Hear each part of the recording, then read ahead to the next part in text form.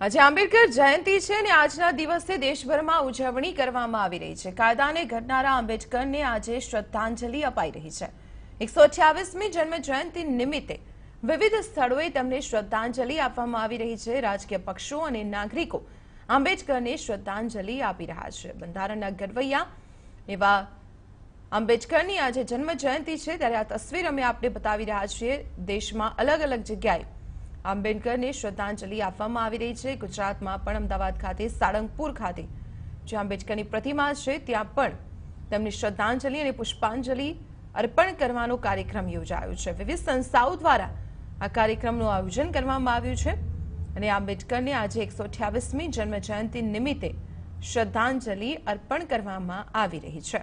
આ તસવીર અમે આપને બતાવી રહ્યા છીએ સાળંગપુર ખાતેની કે જ્યાં વિવિધ સંસ્થાના આગેવાનો દ્વારા બંધારણના ઘડવૈયા એવા આંબેડકરજીની 128મી જન્મ જયંતિ નિમિત્તે તેમને શ્રદ્ધાંજલિ અર્પણ કરવામાં આવી રહી છે।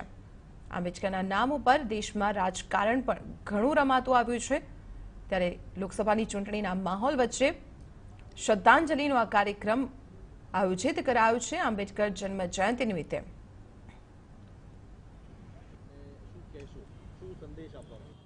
ડૉક્ટર બાબા સાહેબ આંબેડકરના પૂરા જીવનકાળ દરમિયાનનો એક જ સંદેશો રહ્યો કે આ દેશના બધા જ લોકોની અંદર એક સમરસતા નિર્માણ થાય અને એ માટે એમણે જે બંધારણની રચના કરી અને બંધારણના અંતિમ ભાષણમાં પણ એમણે કહ્યું કે સ્વતંત્રતા અને સમાનતાની જરૂરિયાત છે, પરંતુ સ્વતંત્રતા હોય તો સમાનતાની મુશ્કેલી થાય અને સમાનતા લાવવા જઈએ તો વ્યક્તિની સ્વતંત્રતા જળવાય।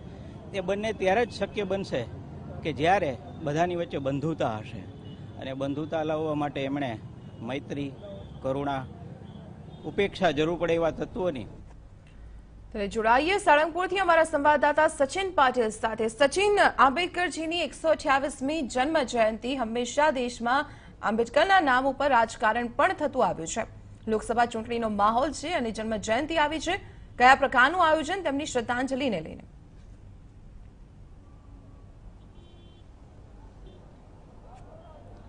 દીપાલી, અત્યારે મારી પાછળ આપ જોશો તો ડૉક્ટર બાબા સાહેબ આંબેડકર, ડૉક્ટર ભીમરાવ બાબા સાહેબ આંબેડકર જે છે એ આપ જુઓ તો એમના જે સ્ટેચ્યુ છે એ સ્ટેચ્યુને હાર ચડાવવા માટે, પુષ્પાંજલિ અર્પણ કરવા માટે મોટી સંખ્યામાં લોકો આવી રહ્યા છે। અત્યારે જ ડૉક્ટર એચ.એસ. પટેલ પણ અહીંયા આવ્યા છે અને એ પણ પુષ્પાંજલિ અર્પણ કરીને પોતાનો આગળનો કાર્યક્રમ છે એ કાર્યક્રમની શરૂઆત કરશે। આરએસએસના પશ્ચિમ ક્ષેત્રના જે સંઘચાલક છે જયંતિભાઈ ભાડેસિયા, ડૉક્ટર જયંતિભાઈ ભાડેસિયા પણ આજે હમણાં આવીને ગયા। એમણે પણ એક સંદેશ આપ્યો છે। આજે દેવેન્દ્ર ફડણવીસ છે એ પણ અહીંયા આવવાના છે। આપ અહીંયા આસપાસનો માહોલ જોશો, જે પ્રકારે આખા કાર્યક્રમો છે અને જે પ્રકારે કોંગ્રેસ, ભાજપ અને જે રાજકીય પાર્ટીઓ છે સાથે જ જે અલગ અલગ સંસ્થાઓ છે, અલગ અલગ સંસ્થાઓ આજે ડૉક્ટર ભીમરાવ આંબેડકર છે એમના 128મી જે જન્મજયંતિ છે, જન્મજયંતિને લઈને કાર્યક્રમમાં ભાગ લેશે, એમને પુષ્પાંજલિ અર્પણ કરશે અને અલગ અલગ રેલીઓ, સભાઓ અને કાર્યક્રમો એમના સંબંધિત આજના દિવસના થવાના છે।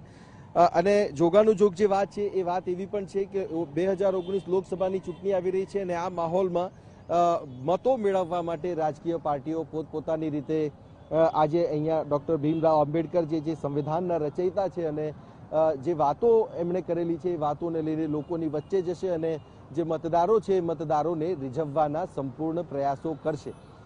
દેવેન્દ્ર ફડણવીસનો જે કાર્યક્રમ છે લગભગ 10:30 વાગે એ અહીંયા પહોંચવાના છે અને અહીંયા પહોંચ્યા પછી પુષ્પાંજલિ અર્પણ કર્યા પછી એ પ્રચારનો કાર્યક્રમ જે છે એ પોતાનો આગળ વધારશે અને કંઈક એ જ પ્રકારનો કાર્યક્રમ અલગ અલગ રાજકીય પાર્ટીઓનો પણ છે। દીપાલી, જી ચોક્કસ સચિન, આભાર માહિતી આપવા બદલ।